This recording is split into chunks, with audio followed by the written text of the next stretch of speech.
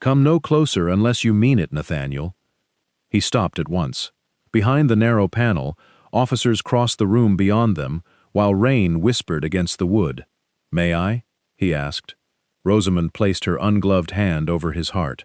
If discovered, he could lose Caldermere, and she might lose the right to testify. Yet the greater danger was believing his protection had become love.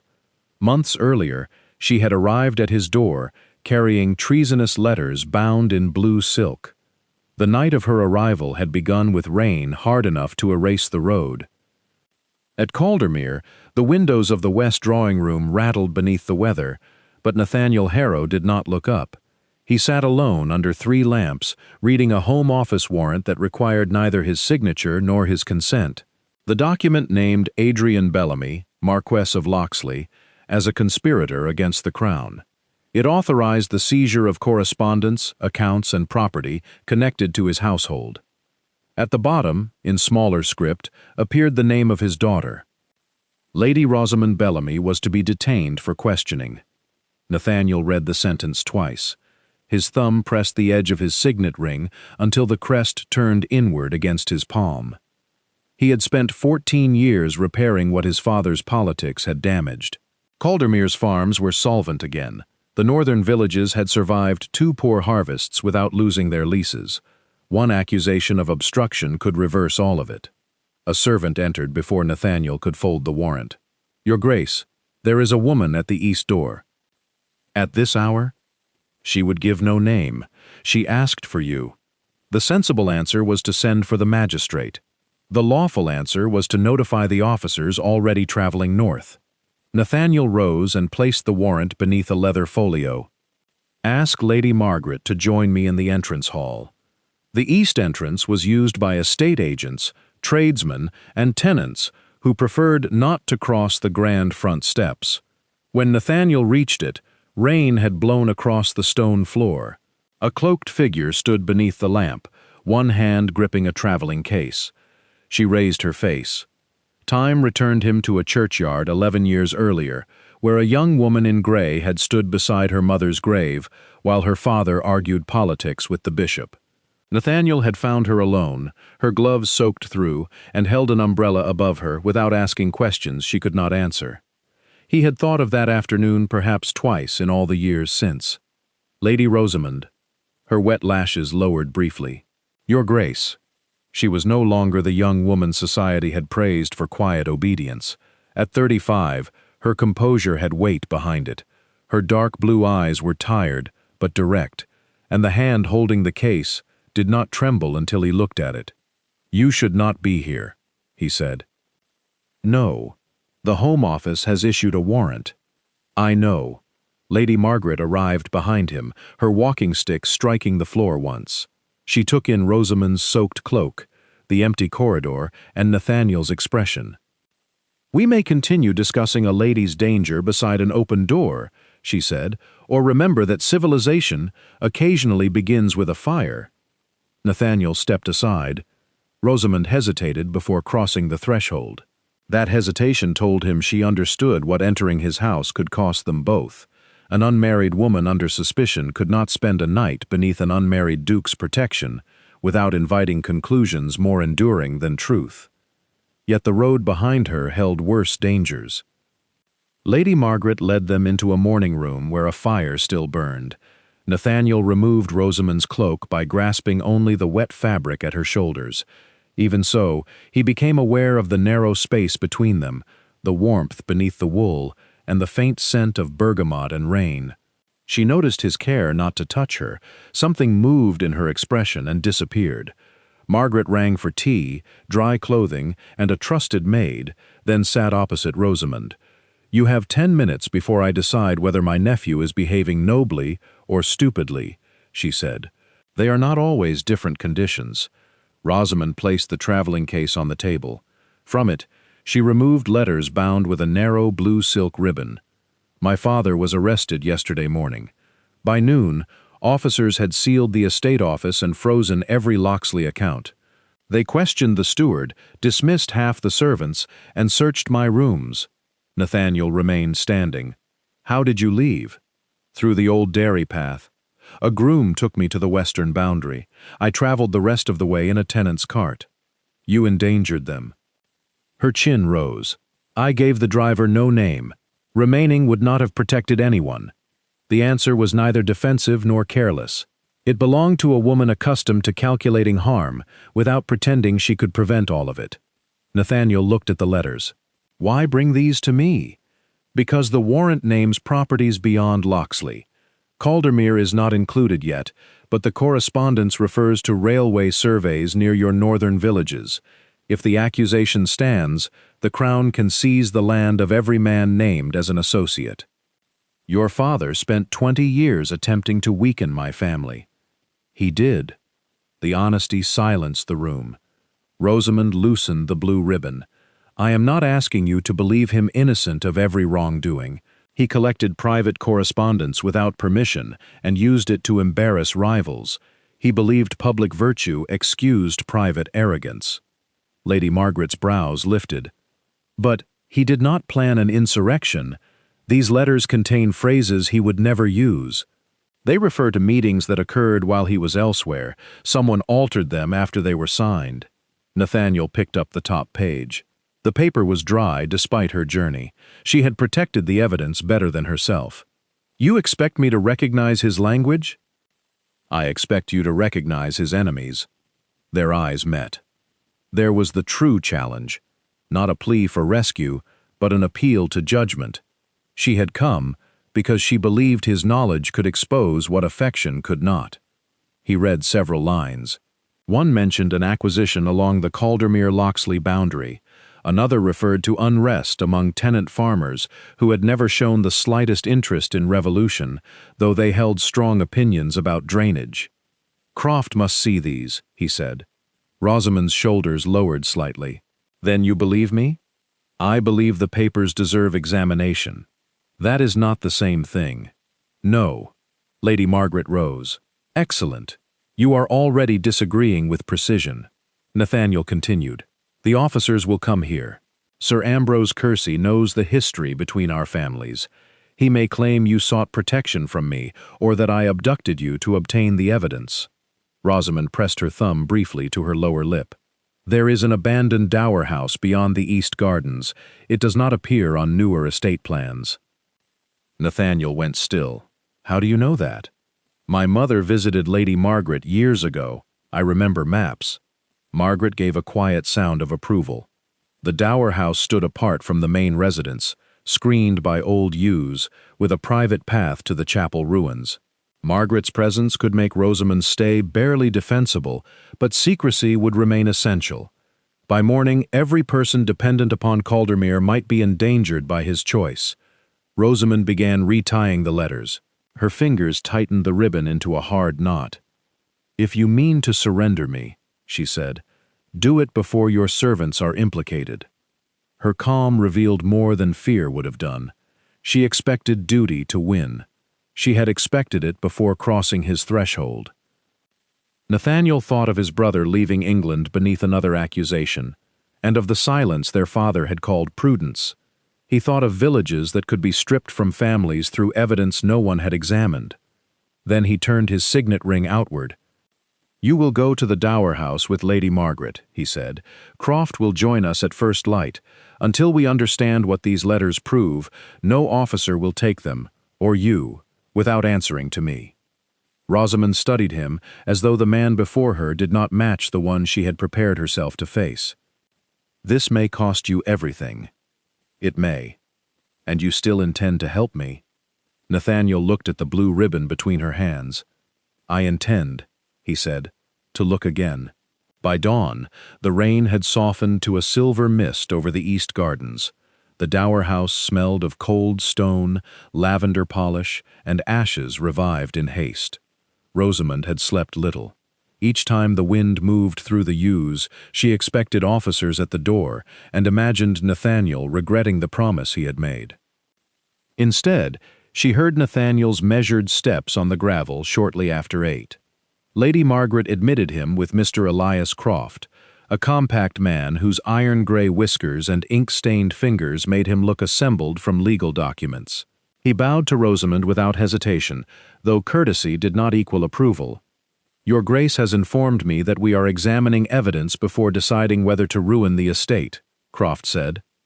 Nathaniel removed his gloves. "Mr. Croft prefers clarity in the morning. I prefer it at every hour." Rosamund almost smiled. They arranged the letters across the old dining table. Nathaniel had brought estate maps, railway surveys, and 3 ledgers. Beside Rosamund's chair, without comment, he placed a fresh lamp, a sharpened pencil, and tea prepared with bergamot rather than the stronger blend served the previous night. She looked at the cup, then at him. "You remembered. You did not finish the other kind." It was such a small observation that she could not answer.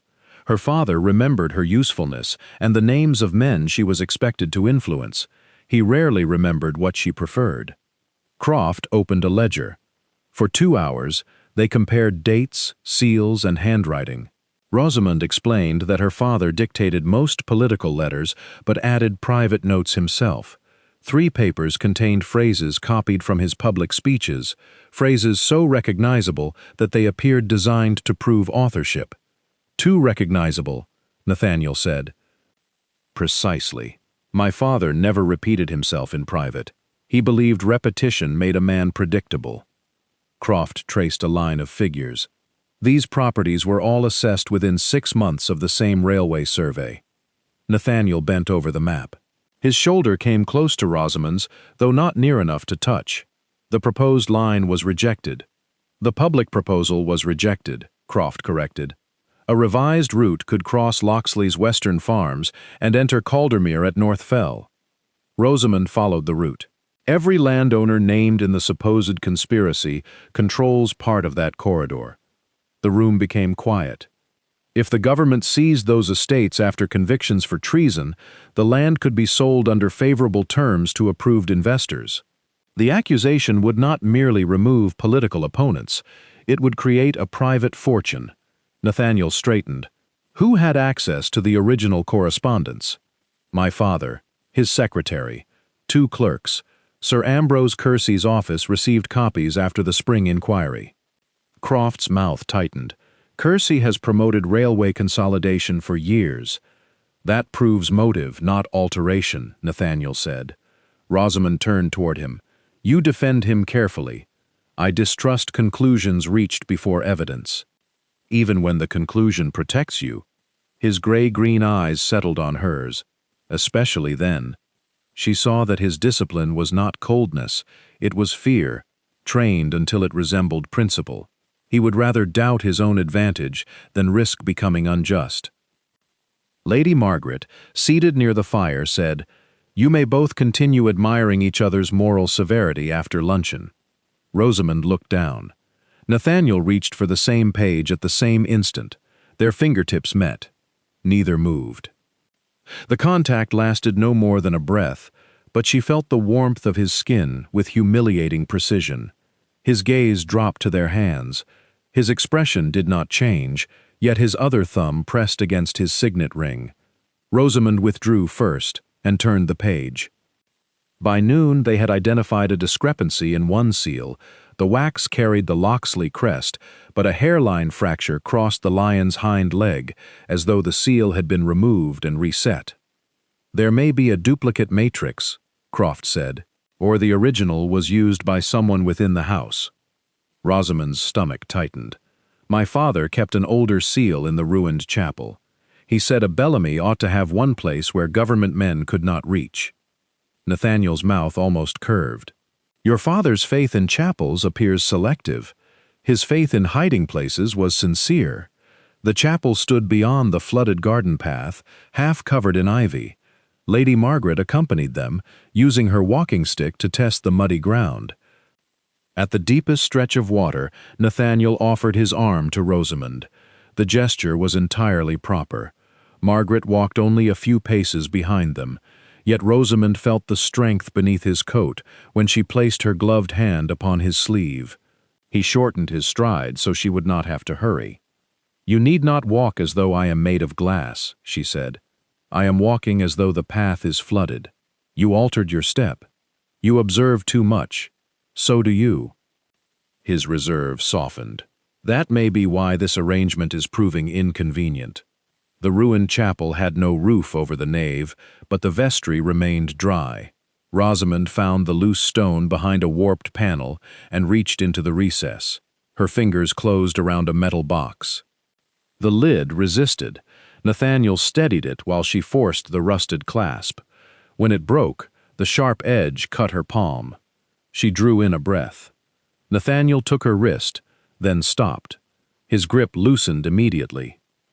"May I see?" Rosamund removed her glove and turned her hand into his. The cut was shallow, but blood brightened her palm. Nathaniel wrapped it with a clean handkerchief. Cedar and damp leather surrounded her, carrying the impossible memory of an umbrella held above her in a churchyard. "You once did this before," she said. His fingers paused. "Bandaged your hand?" Not exactly. She had not intended to speak of it. The memory had belonged to her for 11 years, untouched because she had never offered it to anyone again. "My mother's funeral," she continued. "Everyone was speaking to my father. You found me behind the church and held an umbrella over me." Nathaniel tied the linen. "I remember the rain. You said nothing comforting." "I was not certain comfort from a stranger would be welcome. You remained anyway." He kept her hand in his after the knot was secure. The contact was no longer required. Rosamund felt his pulse against the base of her thumb, steady but not calm. "It was the first kindness anyone gave me that did not ask me to be composed in return," she said. Nathaniel looked at her as though she had placed something breakable into his keeping. "My brother used to say, 'Silence could be kind,'" he said. "I believed him too late." The admission altered the air. Rosamund knew of the younger Harrow son, who had died abroad beneath rumors of betrayal. Nathaniel's face revealed guilt, carried so long it had become posture. "You could not save him," she said. "No, but I might have stood beside him before he needed saving." Lady Margaret's footsteps approached. Nathaniel released Rosamund's hand, though slowly enough that the absence felt deliberate. Inside the box, they found an obsolete Locksley seal and a folded railway map marked with initials matching those in Kersey's office. It was not proof of forgery, but it connected the hidden seal to the disputed route. Croft examined the map. "This is sufficient to begin tracing payments." "Begin only," Nathaniel said. Rosamund watched him close the box. His voice had returned to public precision, but his signet remained turned outward. On the walk back, he offered his arm again. This time, she accepted before the path required it. That evening, as the lamps burned low over the dining table, the blue ribbon lay loosened between their papers. Nathaniel read beside her in companionable silence, and Rosamund understood that the danger had changed. She had come to Caldermere fearing he would surrender her to the crown. Now she feared the moment when duty would require him to let her go. The danger announced itself 3 days later in the form of a carriage bearing the royal arms. Rosamund saw it from the Dower House window as it turned beyond the yews. The blue ribbon slipped from her fingers and fell across the papers. Nathaniel was beside her before the wheels stopped. "Lady Margaret is in the morning room," he said. "Croft has taken the copied accounts through the chapel path. The original letters must remain with you." "With me?" "If Kersey finds them in my possession, he will call them stolen evidence. If he finds you here, he will call your presence proof of collusion." Rosamund gathered the letters. "And what will he call you?" Nathaniel's expression was unreadable. "Disappointed, I imagine." The answer was dry, but his thumb had already found the edge of his signet ring. Hoofbeats and male voices sounded beyond the garden. There was no time to reach the chapel. Lady Margaret entered, carrying her walking stick, her face composed enough to receive royalty or repel an invasion. "Sir Ambrose has brought 4 officers," she said. "He claims the right to search every building on the estate." "Does he know she is here?" Nathaniel asked. "He knows enough to enjoy pretending he does." The Dower House contained an old priest's passage built during a less tolerant century. Its entrance lay behind carved paneling in the former music room. The space was narrow, unlit, and large enough for two people only if neither objected to the other's breathing. Nathaniel opened it. Rosamund did not move. If they discover us together inside, they must first discover the passage. That was not my concern. His gaze held hers. A woman hidden in darkness, with an unmarried duke, would not be granted the dignity of complicated truth. Her father's enemies would call her his mistress. His enemies would call her the payment for treasonous papers. Any testimony she later gave would be stained by the suggestion that she had traded intimacy for protection. Nathaniel understood. She saw it in the tightening of his jaw. "You may remain with my aunt," he said. "She will state that you came to her, not to me." "And when they question the servants?" He did not answer. Rosamund placed the letters beneath her bodice, where no officer could demand them without creating a scandal of another kind. Then she stepped into the passage. Nathaniel followed and drew the panel closed. Darkness settled around them. The hidden space smelled of old wood, dust, cedar from his coat, and the faint bergamot that clung to her own sleeves. Beyond the panel, the front door opened. Sir Ambrose's voice carried through the house with soft, impeccable courtesy. Nathaniel stood behind Rosamund, not touching her. There was nowhere else for him to stand. Each breath she took brought the wool of his coat close to her shoulder blades. Rain began against the outer wall, a fine whisper gathering strength. She could hear the measured rhythm of his breathing, and, beneath it, the uneven beat he could conceal from everyone except the woman standing inches away. Sir Ambrose entered the music room. "I confess, Lady Margaret, I had not expected to find the house occupied." "My nephew preserves his buildings," Margaret replied. "Some men preserve only their ambitions." A pause followed. Rosamund could imagine Kersey's pale expression remaining polite. "The Marquis's daughter has been seen traveling north," he said. "Your family's history with hers makes this estate an obvious destination. Our history makes it the least obvious destination." Nathaniel shifted slightly. His hand brushed the fabric at Rosamund's waist, then withdrew at once. The accidental contact left warmth behind. An officer began opening cupboards. Wood struck wood. Boots crossed the floor only a few feet away. Rosamund felt Nathaniel lean nearer, his mouth close to her ear. "If the panel opens, remain behind me." She turned her head as far as the narrow space allowed. "You cannot protect my testimony by presenting yourself as my captor. That is not what I meant. It is what they will say." His breath touched her temple. "Then tell me what you require." The question unsettled her more than an order would have done. Nathaniel possessed the power to decide nearly everything in this house, yet he was asking her to name the shape of his protection. "Stand beside me," she whispered. "Not before me." He was silent for a moment. Then he moved until his shoulder aligned with hers. Outside, Kersey spoke again. "His Grace has risked much for political neutrality. It would be unfortunate if a sentimental decision undid 14 years of work." Nathaniel's body became still. Rosamund knew the words had found their intended wound. Caldermere was not merely a title or fortune. It was tenant roofs repaired before winter, grain purchased after failed harvests, leases preserved when profit advised eviction. Kersey threatened lives whose names Nathaniel knew. She reached back in the darkness and found his hand. He did not close his fingers around hers immediately. He waited. Rosamund turned her palm into his, giving the answer he required. His hand closed with restrained care. The officer's steps approached the panel. A gloved hand tested the carving near the hidden latch. Nathaniel's grip tightened once, then eased, as if reminding himself that her hand remained by choice. Rosamund could feel the signet ring against her skin, its crest turned inward. She rotated it with her thumb until the Harrow emblem faced outward. Nathaniel drew a quiet breath. The officer moved away. Relief should have made Rosamund release him. Instead, she became aware of every point at which they nearly touched. his chest behind her shoulder, his breath at her hair, his bare fingers joined with hers while government men searched for her beyond a wooden wall. She had imagined his closeness in younger years, then disciplined herself out of the habit. She had told herself that loving him privately harmed no one because it asked nothing of him.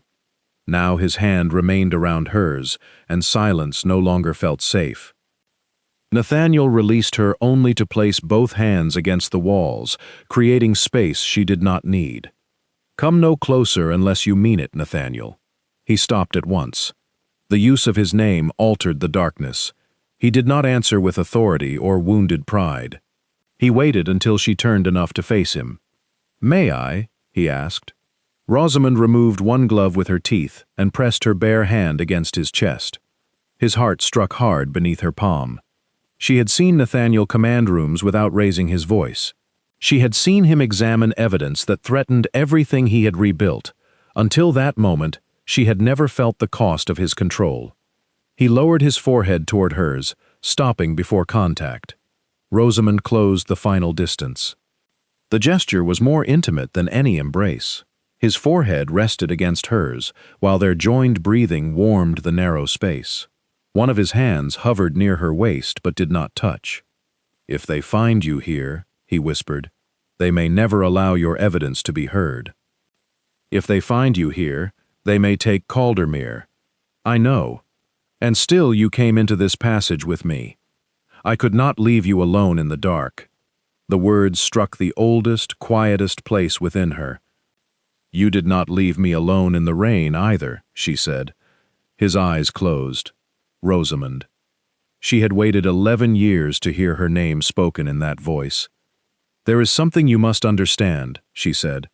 "My trust did not begin when I arrived at your door. Nor did my regard." Nathaniel lifted his head just enough to see her face. Danger can make gratitude resemble many things. The careful answer wounded her because it revealed the belief beneath it. He thought her feelings were an obligation created by rescue. Even now he could imagine risking his estate for her more easily than he could imagine being loved without earning it. "This began before the danger," she said. His hand rose toward her cheek, then stopped. She leaned into his palm. The touch was warm, almost reverent. His thumb rested beneath her cheekbone. Rosamund felt him bend nearer, slowly enough that she could have turned away. She did not. Their breath mingled. The distance between their mouths narrowed until desire ceased to be an abstract, manageable thing. Then Sir Ambrose spoke directly outside the panel. "Remove the molding." Nathaniel withdrew his hand. The loss of his touch was immediate, but so was the reason. This was not a servant's interruption or a convenient accident. Their lives, their evidence, and hundreds of innocent families stood on the other side of the wall. Rosamund retied the blue ribbon around the letters beneath her gown.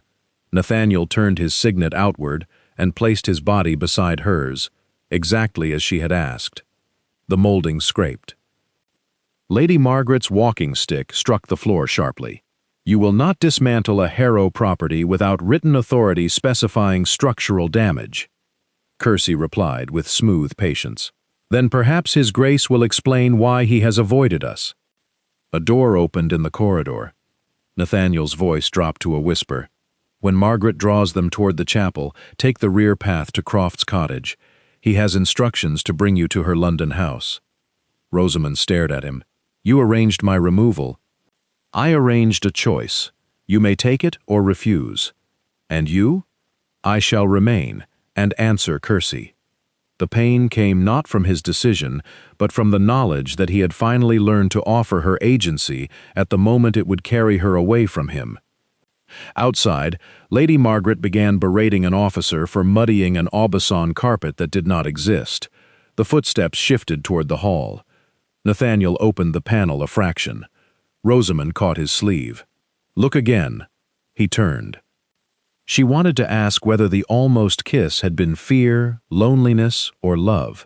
She wanted to tell him that she had already chosen him years ago, before either of them understood the cost. Instead, she placed the loosened blue ribbon in his hand. "Do not let them decide what this means." Nathaniel closed his fingers around it. "Nor you," he said.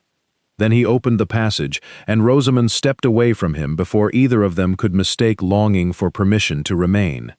Nathaniel waited until Rosamund's steps had faded along the rear passage before he entered the music room. Sir Ambrose Kersey stood beside the opened cabinet, one pale hand resting on the door as though he owned both the furniture and the truth hidden within it. Two officers examined the wall paneling.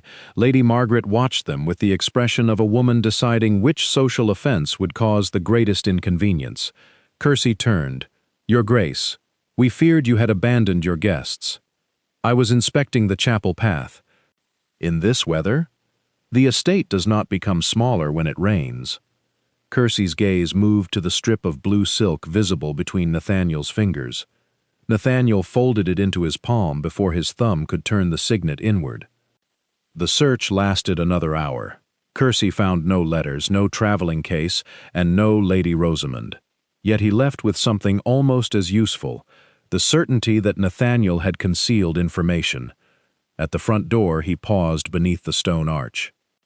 "You have always been regarded as a sensible man, Caldermere, by people who mistake caution for obedience, a distinction the Crown may not appreciate. The Crown is not a single man's convenience." Kersey smiled faintly. "Let us hope your tenants find constitutional principle as nourishing as bread." The carriage departed through the rain. Nathaniel remained outside until it vanished beyond the yews. The threat had been delivered with precision. If he continued, Kersey would not strike only at his title, he would freeze accounts, delay leases, question stewards, and make ordinary families pay for aristocratic defiance. Lady Margaret joined him beneath the arch. "Rosamund has gone to Croft's cottage," she said. "He will send her south in his sister's carriage. I shall follow before dusk." Nathaniel looked toward the hidden garden path. "She must enter your London house openly." "I know. She must state that she sought your protection, not mine." "I know that as well. And there can be no private correspondence between us before the inquiry." Margaret's expression sharpened. "Do you intend to tell her why?" "If Kersey intercepts a letter, he will say I instructed her testimony." "That was not my question." Nathaniel's hand closed around the ribbon. "She knows the legal necessity. A woman may understand necessity and still bleed from the manner in which it is imposed." He turned away. "Prepare to leave." Margaret studied him for a long moment. "Your father also believed silence became honorable when spoken in the language of duty." The words followed him into the house. Rosamund reached London 2 days later beneath a sky the color of old pewter. Lady Margaret's townhouse stood in a respectable square removed from political society's grandest roots. It offered protection, witnesses, and a reputation strong enough to discourage open insult. It did not offer Nathaniel. On her first morning there, 2 Home Office representatives arrived to record her statement. A widowed magistrate's wife remained in the room throughout, establishing that no member of the Harrow household had coached or threatened her. Rosamund answered every question. She admitted that her father had collected private letters, pressured allies, and concealed an obsolete seal. She denied that he had organized violence or planned resistance against the Crown. When asked why she had traveled north, she replied, "Because the evidence referred to Caldermere land records, and I believed the Duke would examine facts even when they favored an enemy." "Did the Duke of Caldermere offer you personal protection?" "He permitted Lady Margaret to shelter me while the documents were examined. It was the truth shaped into a narrow corridor." The official exchanged a glance with his clerk. "Did you reside alone with His Grace?" "No." "Did he express personal attachment?" Rosamund remembered his forehead against hers, the warmth of his chest beneath her palm, and the question he had asked before touching her. No declaration was made. That answer was also true. The newspapers arrived the following afternoon. One reported that the Duke of Caldermere had denied any improper relationship with Lady Rosamund Bellamy and described his involvement as a limited examination of estate documents. Another praised his restraint in distancing himself from a woman whose family remained under suspicion. Rosamund read the sentence twice. She had known he would protect the inquiry. She had agreed that their conduct must appear formal. Yet limited examination, reduced nights of trust, shared danger, and the truth spoken in darkness to an administrative inconvenience. The blue ribbon was no longer with her. Its absence made the letters seem improperly bare. Lady Margaret found her folding the newspaper into exact quarters. "He did what was necessary," Rosamund said before the older woman could speak. "Yes. He could not acknowledge more without damaging my testimony." "No." Rosamund pressed her thumb to her lower lip. "Then there is nothing to discuss." Margaret lowered herself into the opposite chair. "My dear, dignity is not the same as immunity." Rosamund looked toward the rain-dimmed window. "I spent years loving a man without asking him to know. I cannot now punish him because reality has remained consistent with my expectations." "That is beautifully reasoned and entirely miserable. He has an estate to preserve. And you have a habit of making your own heart the least important item in every calculation." Rosamund's voice remained calm. "My heart is not evidence." "No, which is why it should not be cross-examined as though it were." Lady Margaret left her with the folded paper. At Caldermere, government auditors arrived before the week ended. They examined tenant accounts, questioned Croft, and suspended approval of a grain loan intended for North Fell. The delay would not cause hunger immediately, but winter waited only 3 months away. Nathaniel spent his days providing documents, and his nights tracing payments connected to the railway survey. He had no legal excuse to contact Rosamund. Each sentence he might write could be presented as instruction, persuasion, or proof that her testimony had been purchased by affection. He drafted one letter nevertheless. "Rosamund, what I said publicly was designed to preserve the independence of your evidence. It was not a measure of what occurred between us, nor of what I—" He stopped. Anything after those words would ask her to hold an emotional promise he could not yet honor publicly. It would place waiting upon her as another duty. Nathaniel burned the letter.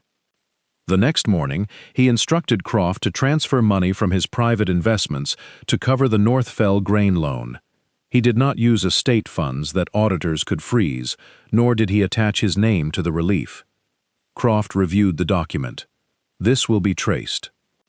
Eventually, it may be characterized as an attempt to influence tenants who could testify on your behalf. Then send it through the Regional Agricultural Trust. There is no such trust. There will be by noon." Croft removed his spectacles. "You have begun solving problems faster than the law can name them. I was told unilateral decisions are a flaw. And your response was to make a larger one?" Nathaniel looked at the unfinished letter in the grate. "This decision affects my money, not Rosamund's freedom." Croft's expression softened by a degree. "Lady Rosamund completed her statement yesterday. Nathaniel did not ask how she had appeared or whether she had spoken of him. Was it accepted?" "It was entered provisionally. Kersey's office has challenged her credibility." "On what ground?" "That the altered language could reflect her father's dictation. They claim her expertise is filial invention." Nathaniel turned to the railway map. "Then we need a witness who can prove the phrases were inserted elsewhere." Croft hesitated. "There may be one. A junior clerk left Kersey's office 6 months ago. His mother leases a cottage near North Fell." The investigation shifted. For the next 10 days, Nathaniel and Croft gathered copies of government memoranda carrying the same unusual phrases found in the forged letters.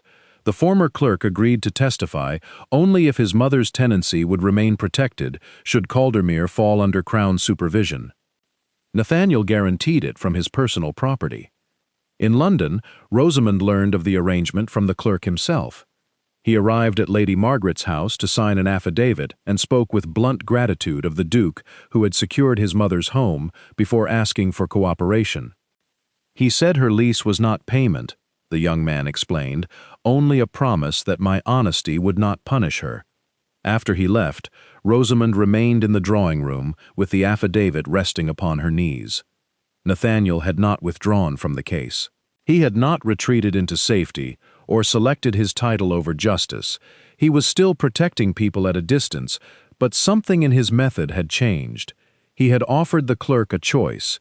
He had secured the mother before seeking the son's testimony. He had separated care from control. Lady Margaret entered carrying a small parcel. This came through Croft. Rosamund opened it. Inside lay the final copied memorandum, tied with the blue silk ribbon. There was no letter. Only one line written in Nathaniel's precise hand upon the evidence card. "Look again." Rosamund touched the ribbon. She had believed his public distance meant that the moment in the passage had become a danger he wished to contain. Now she understood that he had not denied its meaning. He had refused to use it as leverage while she remained vulnerable. His silence still wounded. It might always be the language he reached for first, but he was learning to make that silence protect her freedom rather than determine her choice. Rosamund rose and crossed to the writing desk. "What are you doing?" Margaret asked. "Preparing a supplemental statement." "With what purpose?" "To identify the matching phrases and request that Sir Ambrose's private railway accounts be examined." Margaret's eyes brightened. "That will place you directly against a senior officer of the Crown." "Yes. And your father?" Rosamund looked down at the blue ribbon in her hand. To tell the complete truth, she would have to acknowledge his surveillance, his arrogance, and the decisions that had made forgery possible. Loving him could no longer mean preserving an innocent version of him. "I will not save my father with a lie," she said, "nor will I allow his sins to prove crimes he did not commit." She tied the ribbon around the new statement, leaving the knot loose. For years, Rosamund had believed love was safest when it asked for nothing. Nathaniel had believed those he loved were safest when he carried every danger alone. Their separation had not disproved what lay between them. It had revealed what each of them must become before they could choose it. The inquiry convened 6 days later in a committee chamber whose dark walls seemed designed to make truth feel smaller than authority. Rosamund entered beside Lady Margaret, carrying her supplemental statement beneath one gloved hand. She wore dove gray, without jewels except for her mother's pearls. The blue ribbon bound the documents loosely enough to be untied without force. Nathaniel stood across the chamber with Croft. He had not seen her since the Dower House. For one suspended moment, titles, officers, and legal consequences disappeared. He saw only the woman who had placed her hand over his heart and then walked away, because remaining would have cost them both too much. Rosamund inclined her head.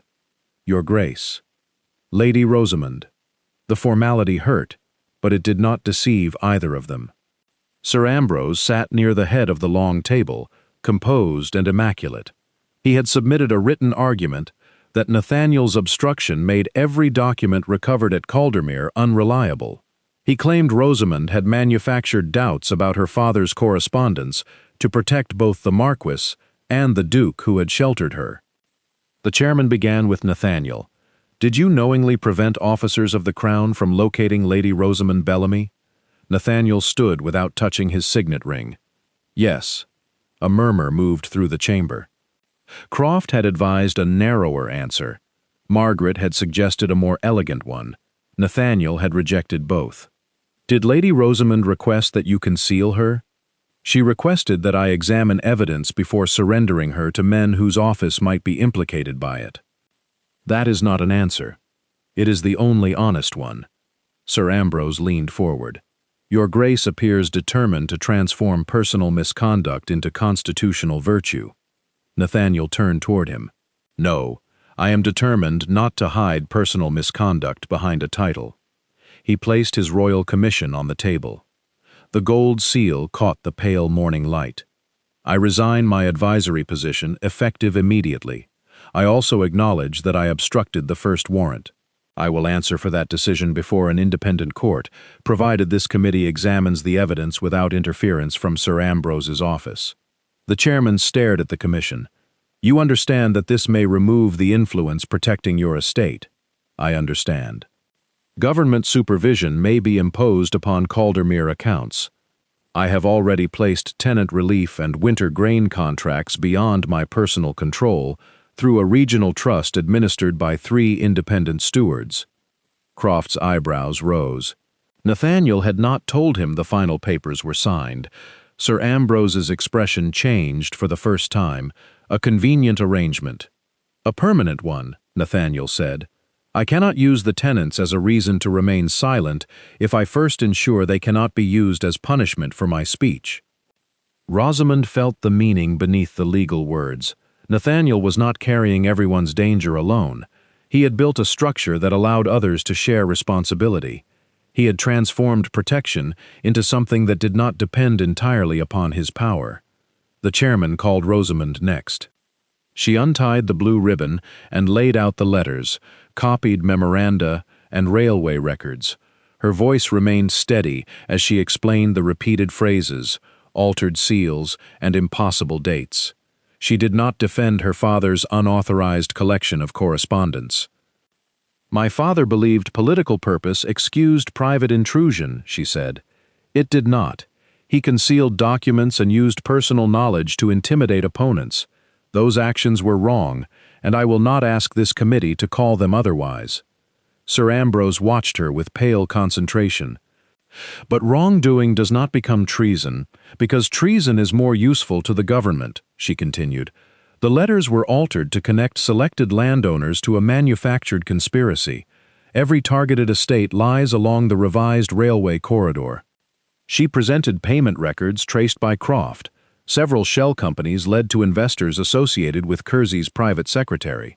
The former junior clerk testified that phrases from confidential government memoranda had been inserted into copied correspondence before the warrants were issued. Sir Ambrose questioned him gently. Your mother's home depends upon Caldermere land, does it not? Yes, sir. And the Duke guaranteed her tenancy before you agreed to testify. He guaranteed it before he asked whether I knew anything. Then you were rewarded. No, the clerk swallowed but held his ground. He removed the threat you would have used against me. Silence followed. The inquiry did not conclude that morning. Such institutions rarely moved with the speed of courage. Yet by afternoon, Sir Ambrose had been suspended from office, his railway accounts sealed, and the seizure orders against Locksley and the neighboring estates temporarily withdrawn. The Marquis of Locksley would still face judgment for unlawful surveillance and misuse of private correspondence. Nathaniel would still answer for obstructing the warrant. Justice had not become simple merely because truth had entered the room, but Rosamund was no longer accused of conspiracy. She left the chamber beneath a sky washed clean by rain. Reporters waited beyond the gates, and several former acquaintances watched from their carriages with newly restored interest. Nathaniel did not approach her until Lady Margaret and Croft had joined them. Lady Rosamund, he said, your legal position is now independent of mine. The committee has accepted your evidence, and my confession cannot alter it. She understood at once. Even now he was making certain that what came next could not be mistaken for pressure. I am aware. I have arranged for the Locksley household accounts to be administered by a neutral solicitor until your father's case is concluded. You may return there, remain with my aunt, or establish another residence. No choice will affect the support given to the tenants. You have prepared every possible future except one. His composure faltered. Lady Margaret took Croft's arm. We should inspect the carriage. I have recently developed grave concerns about wheels. Croft looked at the perfectly sound carriage and allowed himself to be led away. Nathaniel and Rosamund stood beneath the bare branches of the square's plane trees. The air smelled of wet stone and distant coal smoke. I did not wish to speak until you were free to refuse me, he said. Rosamund removed one glove. He watched the gesture but did not reach for her. I believed your public denial meant you regretted what happened at Caldermere, she said. I regretted only that necessity made my silence wound you. You might have trusted me with more. Yes. The answer came without defense. Nathaniel opened his hand. The blue ribbon lay folded across his palm. I have spent most of my life deciding that love gave me the right to conceal fear, risk, and choice from those I wish to protect. You showed me that protection without trust can become another locked door. Rosamund looked at the signet ring facing outward. "I have also spent years believing love was most honorable when it required nothing," she said. "It was easier to call silence devotion than admit I feared being unwanted." Nathaniel stepped closer, then stopped at a respectful distance. "I cannot promise never to be afraid," he said, "nor can I promise that duty will become simple, but I can promise to tell you when I am afraid, before I turn that fear into a decision for both of us." His voice lowered. "I know you ask whether servants have eaten before you accept a meal. I know you press your thumb to your lip when you have found a truth that may cost you something. I know you loosen that ribbon when you have chosen trust, even if trust terrifies you." Rosamund's eyes burned, but she did not look away. "And I know," he continued, "that before you came to Caldermere my hand was always closed around duty, guilt, or fear. You taught me to leave it open." He offered his hand, palm upward. "I love you, Rosamund. Not because you needed shelter, not because you defended my estate. I love you because you see every flaw in me and still demand that I become more honest, not smaller. I am asking whether you will build a life beside me, with work that remains yours, choices that remain yours, and a husband who will occasionally require correction." "Occasionally?" His mouth softened into the rare smile she remembered from no public room. "I am attempting humility. Do not discourage me too soon." She placed her bare hand in his. "I will not marry you to restore my reputation. I would not ask it. I intend to continue the estate schools and create proper training for women who manage land without legal recognition. I hoped you would. And when you begin arranging my happiness without consulting me, I shall object. I shall endeavor to survive it." Rosamund closed her fingers around his hand. "Then look again, Nathaniel." He searched her face. She stepped nearer. "I am not the woman you rescued from scandal," she said.